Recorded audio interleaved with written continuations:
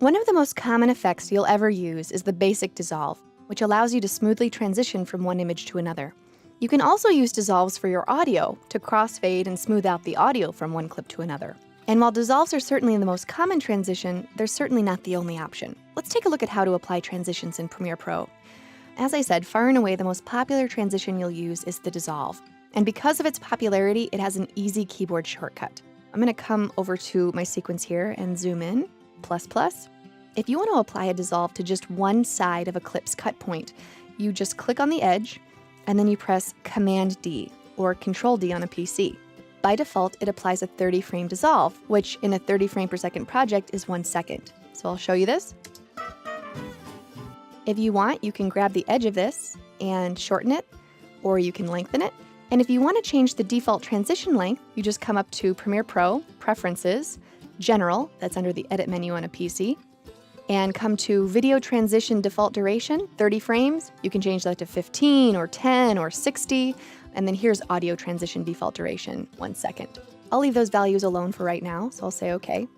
And I'm going to zoom out just a little bit because I want to show you how to apply a dissolve to more than one cut point at a time. So we've got one at the beginning, but let's say that in between each of these shots in the montage, I want just a very subtle, quick dissolve. So first of all, I probably want to change that default duration. So I'm going to go up to Preferences, General, and I'm going to switch this from 30 frames to 6 frames and say OK. And then I'm just going to select all of these clips and press Command D. And you'll notice that I have a dissolve now in between every single one of my clips. And here's what a 6 frame dissolve looks like.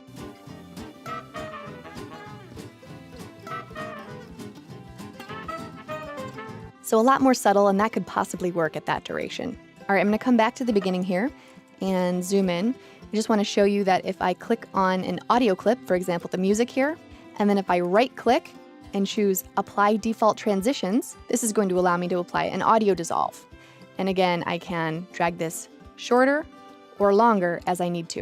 If I press the End key, I can do the same exact thing to the end. I can click here, right-click, Apply Default Transition, and I'm fading my music out. All right, now sometimes you might want to apply a different type of transition effect.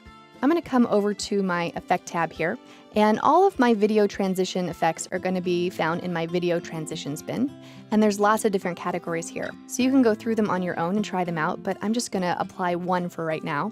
I'm going to go ahead and zoom out by pressing the backslash, and let's go ahead and come to this very first transition, because I don't think I have a dissolve or anything on this first one here.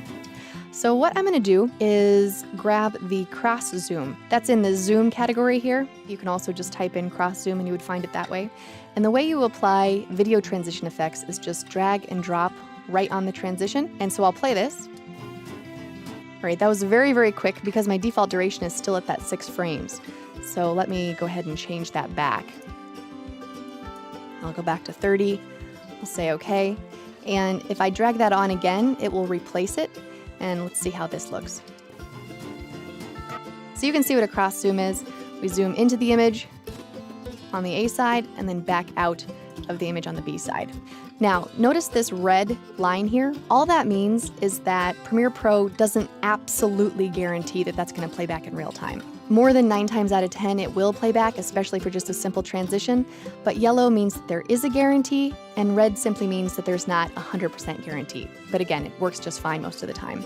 So I'm going to park right here and then just click on the cross zoom and then come up to Effect Controls because there are a couple of things that I can do to this. First of all, I have the duration, and even though I put a 30 frame dissolve on, it's only 19, and that's because it's butting up against the cross dissolve at the front. So I can trim that back, and now I can probably increase the duration here.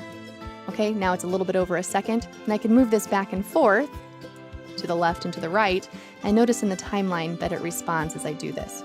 I can also trim my transition up here as well, and again, it responds in the timeline.